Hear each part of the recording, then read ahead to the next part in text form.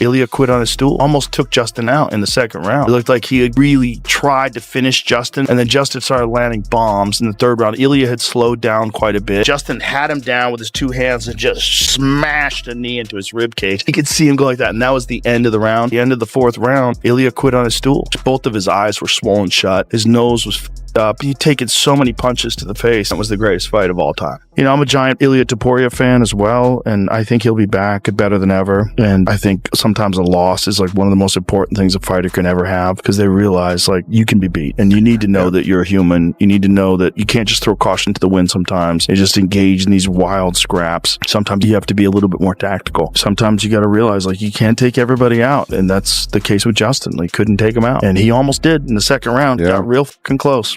One side believes every fighter should be given the opportunity to go out on their shield, while the other argues that a referee's first responsibility is to stop the action once a fighter can no longer defend themselves intelligently. That's why the aftermath of Ilia Topuria's brutal defeat sparked such intense debate.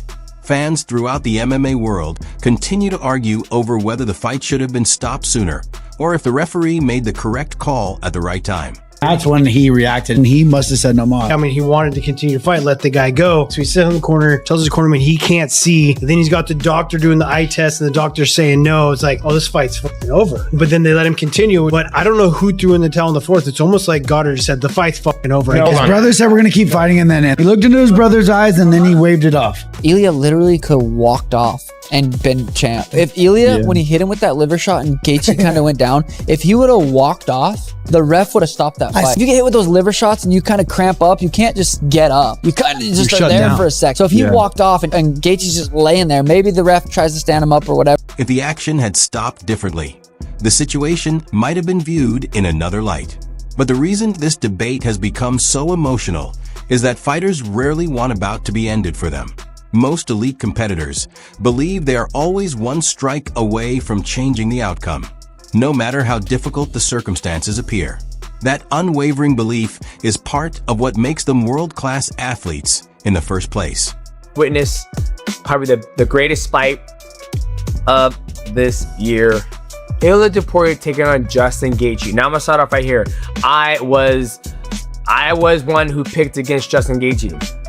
When you look at Justin Gaethje's previous fights, when he's fought Dustin Poirier, when he's fought Charles Oliveira, when he's fought Khabib Nurmagomedov, when he's fought Eddie Alvarez, Justin Gaethje gets dropped. He gets dropped and he gets finished.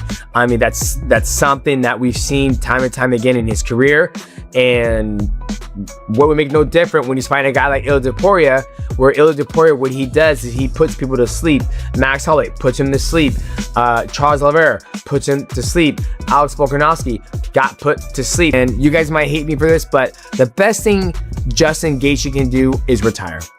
He should retire on this amazing victory against a legend like Ilia Topuria. I mean, I keep saying Ilia Topuria's a legend. He's still young in his career, but he's a phenomenal athlete. You retire on top. You save your brain cells. You ride off in a sunset. You beat one of the best athletes. You gave him his first fucking defeat right away with the White House belt and the undisputed. The mentality that helps a fighter become a champion is often the same one that prevents them from accepting defeat, even when their body has reached its limit.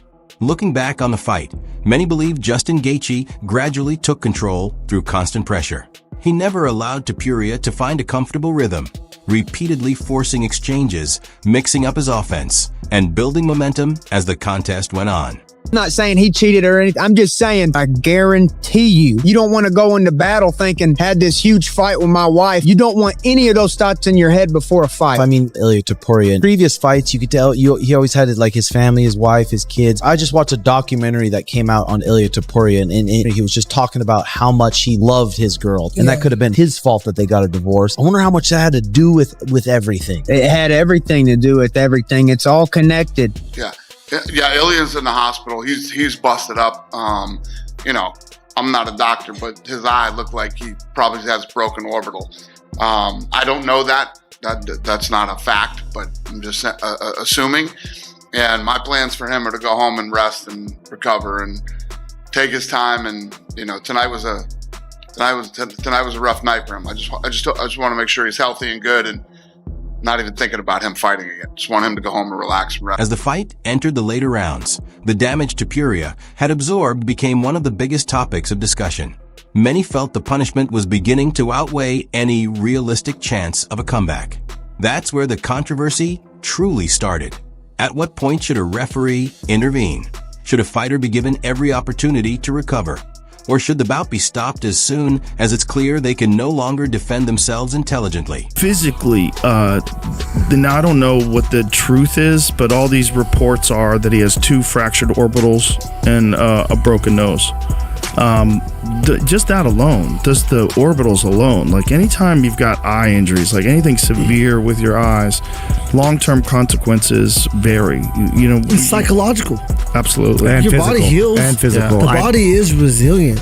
Like, I'm telling you, broken bones make stronger bones. Like that is his orbital bones will be stronger. It depends on where, though, Justin. The orbital bone, I had my orbital broken, and for 6 months I do this and my tooth would move, and it's right where my sinus cavity is. You remember when you hit me with the spinning elbow? Your tooth would move, dude. When you push right on here, your cheek, and my tooth would move. Oh, God. I still feel the soft spot, but this is a very weak area where your sinus cavity is. And you broke both orbitals. It's a debate that has divided the sport for decades, and there's still no clear consensus. Many coaches and analysts believe a fighter's long-term health should always come before the outcome of a bout. Fighters may disagree in the heat of competition, but history has shown that many later acknowledged an early stoppage likely spared them from far more serious damage. That's why conversations after a grueling fight often shift beyond the result itself, focusing on recovery, rehabilitation, and rebuilding both physical condition and confidence. Walking forward with their hands down on the opening bell, you're gonna get walloped. People saying I'm juiced, what a compliment. People saying I got bricks in my fucking gloves, what a compliment. Do you see the picture, the image? There's like rocks in his hands. What a compliment. Have they not watched any of his fights? As ambitious as you are, you can never make everybody happy. No. That's why it's hard to be a champion. Which sucks. The pressure. You know for a fact, you do not ever as a fighter say, I cannot see. It's over. Right. And he was counting on that. He said he had already stated it. He didn't need to say it again. I stopped him twice. That night. There's no doubt. Facial injuries, vision issues, and lengthy recovery periods affect far more than a fighter's physical condition. They can disrupt training, timing, and the confidence needed to compete at the highest level.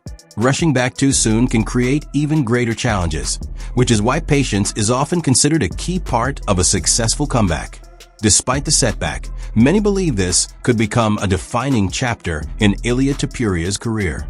MMA history is filled with champions who bounced back from difficult losses by returning with improved skills, a fresh mindset, and a more complete approach to competition. Sometimes, defeat forces fighters to confront weaknesses that winning can hide, and those lessons often shape the next phase of their careers. Now the focus shifts to what comes next. Will Topuria return quickly against another top contender, take extra time to fully recover, or use this experience to evolve into an even stronger fighter? Whatever path he chooses, one thing is clear: interest in Topuria has only grown. Fans are now just as eager to see how he responds as they are to see him compete again, because some of MMA's greatest comeback stories begin after the toughest setbacks. When he enters the octagon again, the spotlight won't just be on the result. It will be on the fighter adversity has helped create.